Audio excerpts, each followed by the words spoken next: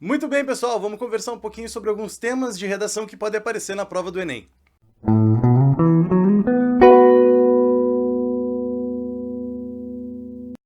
Vamos lá então, pessoal. Montei um pequeno top 10 aqui de temas que podem aparecer na prova do Enem para tentar te ajudar um pouquinho. E em 10º lugar eu coloquei envelhecimento da população. Cada vez mais idosos, menos jovens. Os próprios casais estão tendo cada vez menos filhos, então nós temos cada vez mais idosos.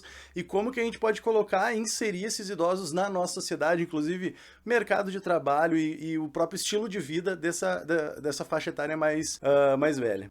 Nono lugar, eu estou colocando para nós síndrome de Down. E aí, desafios que o portador de síndrome de Down pode ter relacionado à sociedade, relacionado à educação aqui, então, tentando verificar como que essa parcela importante da nossa sociedade pode ser melhor inserida também no nosso contexto.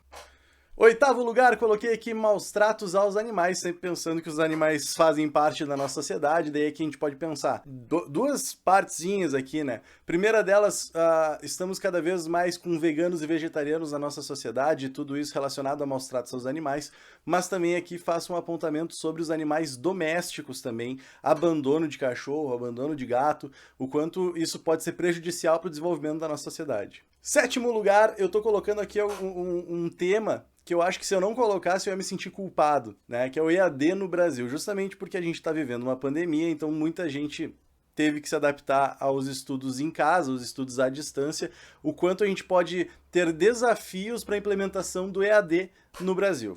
Sexto lugar aqui eu vou fazer uma divisão em duas partes, né? Coloquei aqui gordofobia, então a gordofobia tem a ver com as fobias no geral, lembrando que fobia não é necessariamente medo, é ter uma repulsa, uma rejeição, então o quanto a pessoa que está acima do peso pode ter de sofrimento na nossa sociedade, às vezes não ter lojas com roupas com tamanho suficiente, não ter espaço em locais públicos para eles, então às vezes até perda de emprego, justamente por causa de padrões de beleza, então isso é uma discussão interessante, mas aqui também trago uma outra situação, que é a obesidade no Brasil. Por quê? Porque cada vez mais a gente está recorrendo ao fast food, rotinas muito corridas, as pessoas não estão mais cozinhando em casa, então isso também, essa relação entre a saúde do brasileiro, a alimentação e tudo mais, pode ser um tema interessante para a prova. Quinto lugar é um dos que eu mais gosto de trabalhar em sala de aula, que é a questão do preconceito linguístico. O que é esse preconceito linguístico? É a forma como tu se manifesta comunicativamente, te dando mais credibilidade ou menos credibilidade. Muitas vezes a gente tira todo o crédito que uma pessoa pode ter justamente pela forma como ela fala, pela forma como ela escreve, pela forma como ela se manifesta.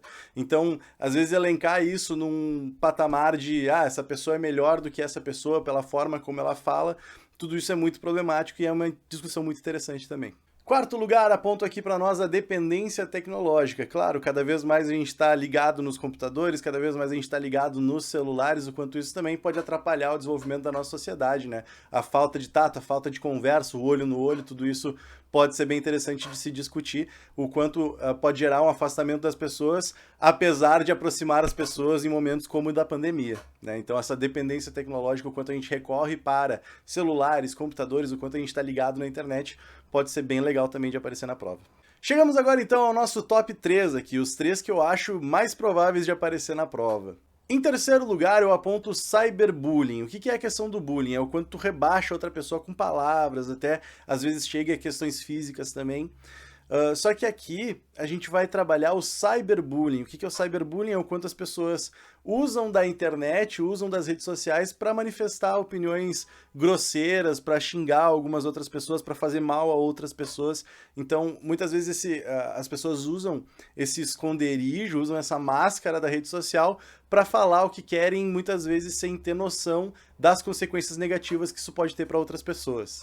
Em segundo lugar, gravidez na adolescência. Aqui a gente vai falar justamente de jovens em idade escolar, o quanto isso prejudica na questão da escola mesmo, o quanto a gente tem evasão escolar, justamente por termos muitos casos de gravidez na adolescência, abandono parental, tudo isso pode aparecer também na prova.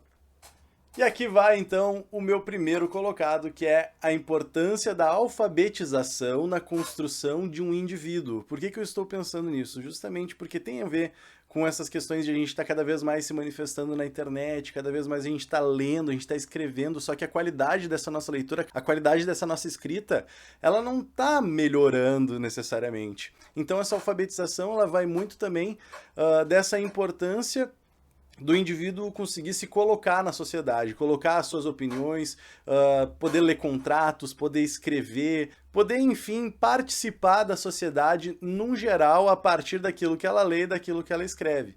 Então esse é o meu primeiro colocado. Faço também uma menção honrosa à questão da inclusão digital, né? Porque é sempre interessante a gente pensar nesses desafios que a sociedade brasileira tem para que as pessoas estejam cada vez mais conectadas também na internet e possam ter mais acesso a mais conteúdos. Então é isso, pessoal. Espero que vocês tenham gostado do meu top 10 aí, teve um extra.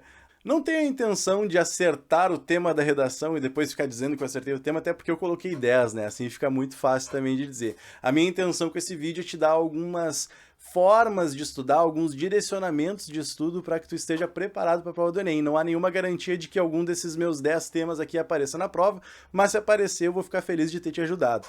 Então é isso, se tu gostou, se inscreve no canal, dá o like, aquela coisa toda de sempre que tu já tá extremamente acostumado. Pode seguir também nas redes sociais Peso 3 no Insta, pode me seguir, o LZF Português lá também, pode me mandar tuas dúvidas e espero muito ter te ajudado.